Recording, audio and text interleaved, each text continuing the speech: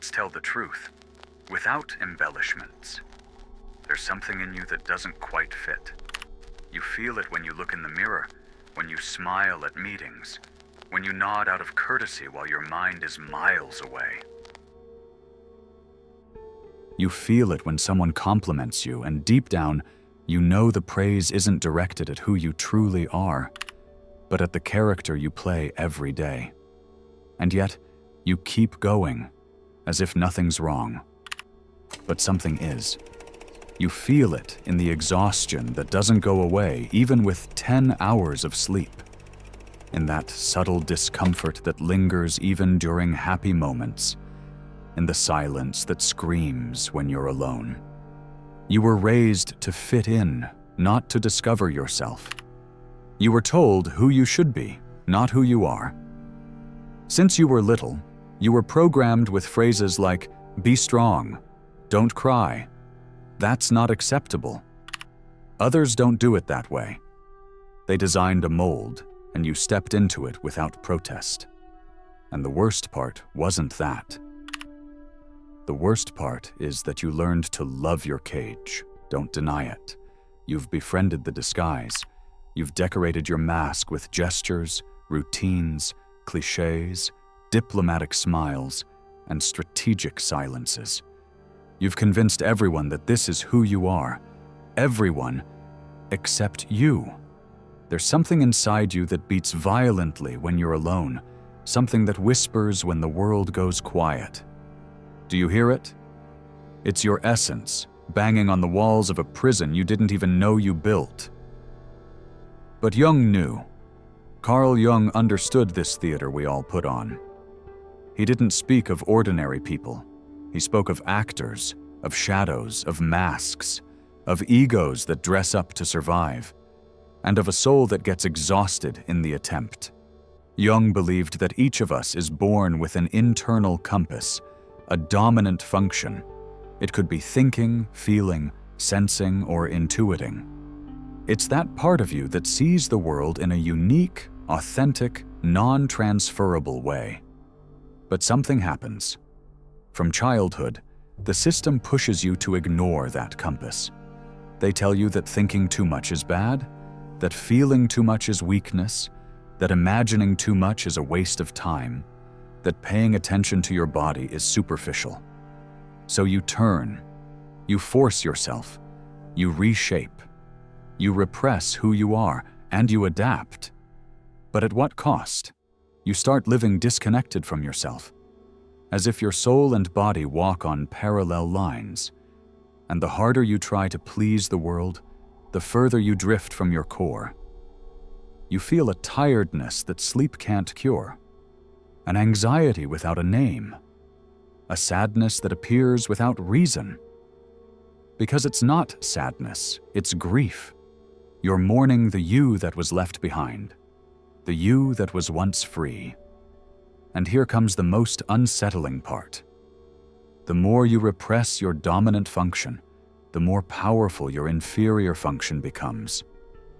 That part of you that you don't know, don't control, that you've ignored for so long, starts to emerge. First as discomfort, then as sabotage.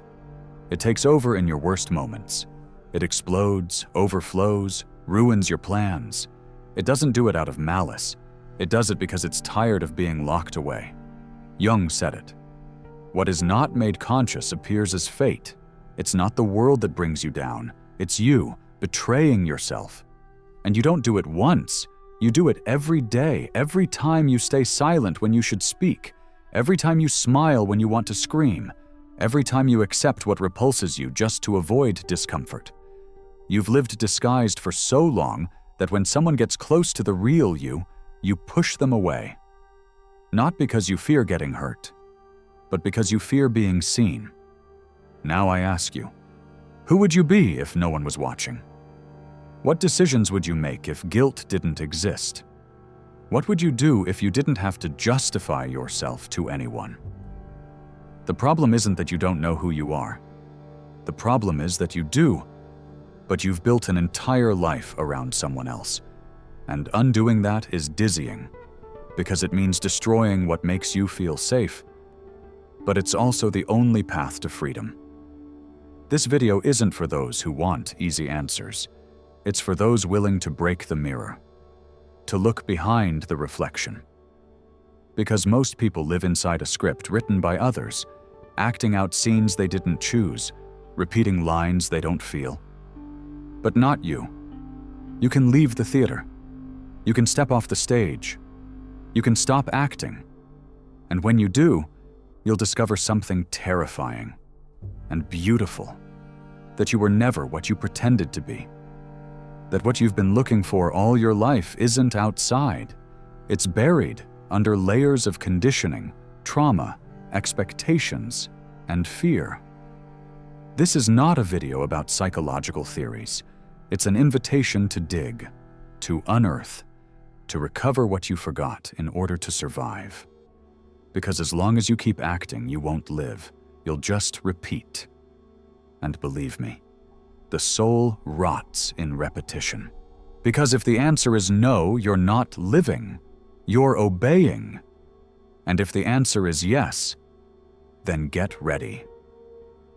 Because living from your dominant function, from your integrated shadow, from your inner compass, won't make you more accepted. It will make you more real. And that's uncomfortable, because the world is not made for the authentic.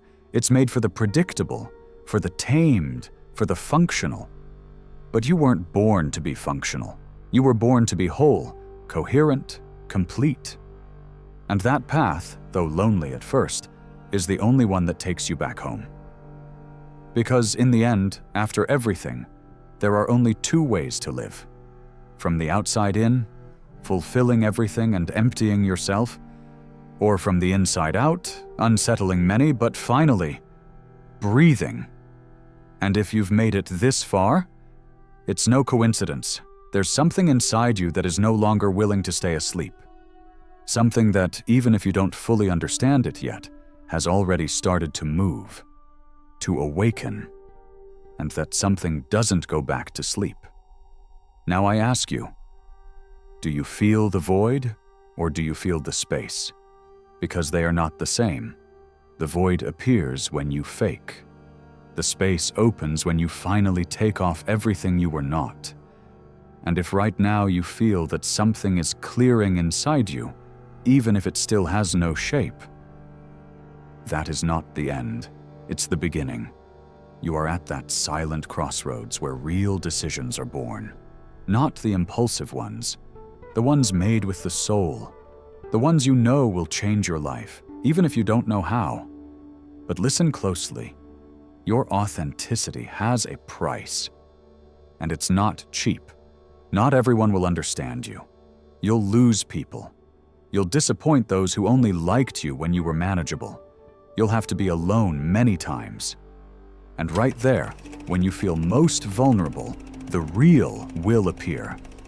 Not the perfect, the real. You'll find connections that don't ask you to edit yourself. Paths that open on their own because you're walking them with your real feet. You'll start living on a frequency that doesn't need approval to keep going. You'll begin to feel, not just think, to create, not just react. You'll understand that the soul doesn't scream, it whispers. And once you hear it, nothing is ever the same. And do you know what the clearest sign is that you're stepping into your truth? Silence.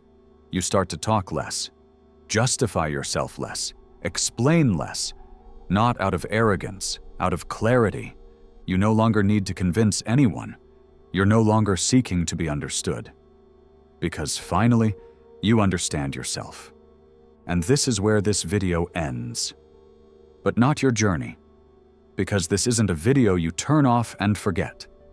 It's one that stays, that follows you into the shower, on the subway, at night. In those moments when the world goes quiet and you ask yourself again, who am I when I'm not pretending? And if this message resonated with you, if at some point you felt like it was speaking directly into your ear, then I invite you to subscribe. Not for numbers, not for algorithms, but because here, In this space, we're going to keep digging, breaking layers, dismantling characters, dusting off truths that hurt but heal.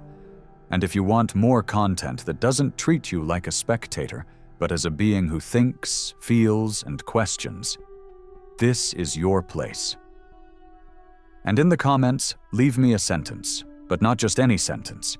I want you to write, "I'm unearthing my truth." No quotes, no frills, just that. Because sometimes, the first step to freedom is as simple as writing what you can no longer keep silent. I'm that voice that doesn't come to tell you what to do, but to remind you of what you already knew and had forgotten. See you in the next video, if you're still willing to stop acting. And if not, it's okay. The soul always finds its moment. Turn this off, look around, listen to the silence, and ask yourself, are you ready to stop lying to yourself? Until then, that's what's scary. That's what we all avoid. But it's also the threshold, the exact point where transformation begins. Because behind that shattered mirror, there's no chaos, there is truth. And the truth, no matter how raw, is the only ground on which you can build a life that doesn't collapse. Do you want to keep going? Because what comes next isn't a walk in the park, it's a demolition we're going to keep unearthing. Because your authenticity isn't lost, it's just hidden beneath the rubble of everything you pretended to be. And now that we're here, with the rubble around us, with the mirror shattered and the mask hanging by a thread, it's time to look at a corner many prefer not to light up: emotional dependence on the system. I'm not just referring to the economic or political system. I'm talking about the invisible system of validation that holds you up. That mental web woven with threads of approval, recognition, the need to be seen, heard, admired. That emotional algorithm that decides whether or not you feel worthy, depending on how many times you fit in today. And do you know what's the sickest part? That you don't even realize it. Because you think having goals, routines, habits, and ambition is synonymous with direction. But who chose those goals? Where did those ambitions come from? From your dominant function? Or from the need to fit in? From your deep intuition? Or from constant comparison with other lives? This is heresy for the modern world. Not all goals are worth it. Some goals are prisons disguised as success. Some ambitions are elegant ways of running away from yourself. Some achievements you don't celebrate because you didn't get them for yourself, but for that voice in your head telling you you're not enough. This is where Jung's theory becomes dynamite. When you understand that your personality is not a mold to be filled with behaviors, but an internal compass that doesn't make mistakes. You start to notice that many of your goals aren't even yours. They were inherited urgencies, borrowed expectations, ideals you absorbed like an invisible virus. And so you live a life that seems like yours, but deep down is a replica, an echo of what others value. And at this point, we must talk about an even more taboo subject: morality. Yes, that internal structure that supposedly guides you. But where does your morality come from? Who decided what's right and wrong for you? Was it your experience, your nature? Or were they imposed rules you learned to repeat as if they were absolute truths? Jung said that collective morality can become a trap when it's not questioned. Because if you live obeying rules you don't understand, you become a slave to a voice that isn't yours. And the scariest thing is that this misunderstood morality is what makes you repress your dominant function. It's what makes you silence your divergent thinking. What keeps you from trusting your intuition because that's not rational. What forces you to prioritize duty over feeling, control over spontaneity, image over truth. This is how you end up being morally correct, but emotionally mutilated. And here emerges another brutal concept. Self-sabotage is not a mistake. It's a silent rebellion of your true self. Every time you procrastinate, every time you sabotage a healthy relationship, every time you ruin a real opportunity, you're not failing. You're protesting. You're screaming from the inside that this path is not yours, that this direction is wrong. But you do it unconsciously, because you don't allow yourself to admit you want something different. Because that would mean disappointing someone, betraying expectations, breaking with an image, so you repress the rebellion and keep walking toward a success that actually suffocates you. Until when? How long will you keep rewarding what drains you? How long will you call discipline what is actually fear of changing direction? How long will you ignore that your body can't take it anymore, that your mind is tired of pretending, that your soul has become a faint whisper amidst the noise? Authenticity is not a goal, it's a state, and you can only access it when you stop running, when you pause, when you sit on the floor of the chaos and dare to listen to what you've ignored for years. And let me warn you, it won't be pretty, because listening to your true self is not always comforting. Sometimes it's brutal.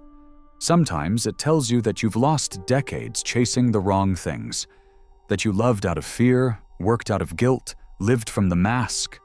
But that moment of lucidity, painful as it is the beginning of liberation. And in the middle of all this, there's one question that can change everything. Just one. Raw, uncomfortable, transformative. Are you willing to disappoint others in order not to betray yourself?